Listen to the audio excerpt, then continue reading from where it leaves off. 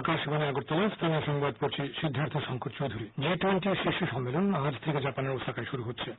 সম্মেলনে অংশ নিতে প্রধানমন্ত্রী নরেন্দ্র মোদী গতকাল ওসাকায় গিয়ে পৌঁছেছেন।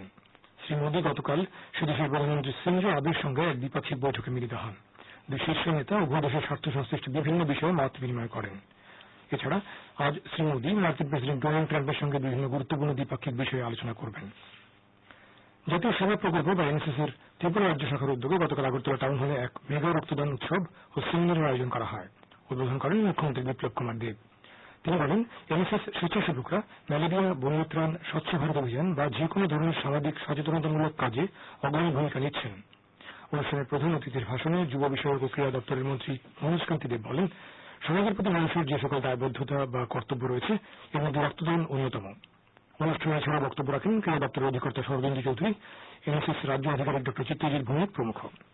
গতকাল অনুষ্ঠানে এনএসএস এর পক্ষ থেকে মুখ্যমন্ত্রীর ত্রাণ তহবিলে 2,80,573 টাকা এবং শ্রমিক বোর্ডে 1,81,115 টাকা দান করা হয়। রক্তদান উৎসবে মোট 54 জন স্বেচ্ছায় রক্তদান করেন। তথ্য সংস্কৃতি দপ্তরের উদ্যোগে গতকাল সাহিত্য সম্রাট বঙ্কিমচন্দ্র চট্টোপাধ্যায়ের জন্মজয়ন্তী উদযাপন করা হয়।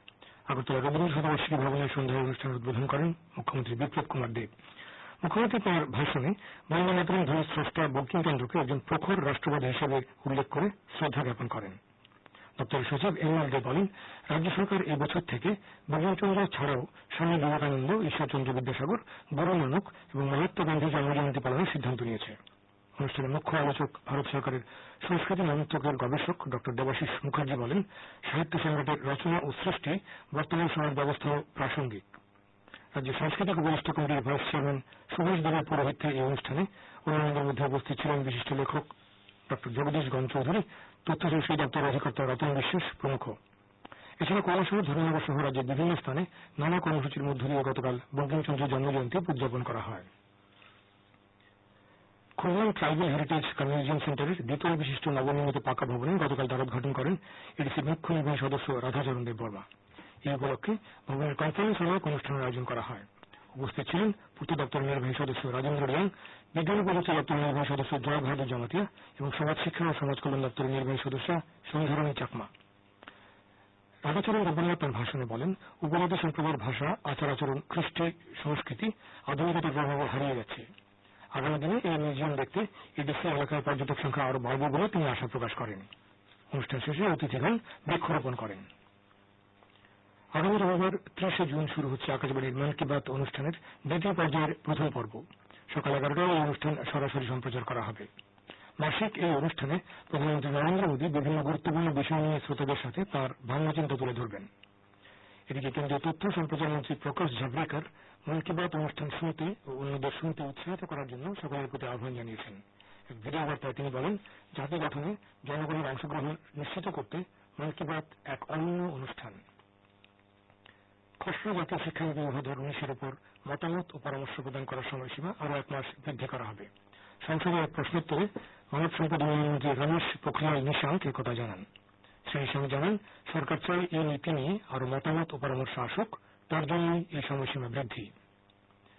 আসন্ন ত্রিস্তরীয় পঞ্চায়েত নির্বাচনে ঊনকোটি জেলার 1,18,140 জন ভোটার তাঁদের ভোটাধিকার প্রয়োগ করবেন।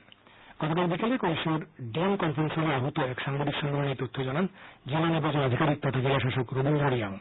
অবাধ, সুষ্ঠু ও শান্তিপূর্ণভাবে ভোট পর্ব সম্পন্ন করতে যাবতীয় উদ্যোগ নেওয়া হয়েছে বলে তিনি জানান। উল্লেখ্য, ঊনকোটি জেলা পরিষদের আসন সংখ্যা 13টি, জেলার 3টি পঞ্চায়েত সমিতি মিলিয়ে আসন সংখ্যা 39টি, জেলার 59টি গ্রাম পঞ্চায়েতের মোট আসন সংখ্যা 601টি। গোমতী জেলা প্রশাসনের উদ্যোগে করবুক ব্লকের মুখছড়ি এডিসি ভিলেজের লক্ষ্মীন্দরপাড়া জেবি স্কুলে আজ প্রশাসনিক ও স্বাস্থ্য শিবির অনুষ্ঠিত হবে। শিবিরে PRTC, ST certificate, marriage certificate, income certificate প্রভৃতির জন্য আবেদনপত্র গ্রহণ করা হবে।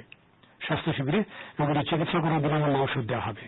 এছাড়া বিভিন্ন দপ্তরের উন্নয়নমূলক কাজ নিয়ে জেলা শাসক ও মহকুমা শাসক এলাকার জনসাধারণের সাথে মত বিনিময় করবেন।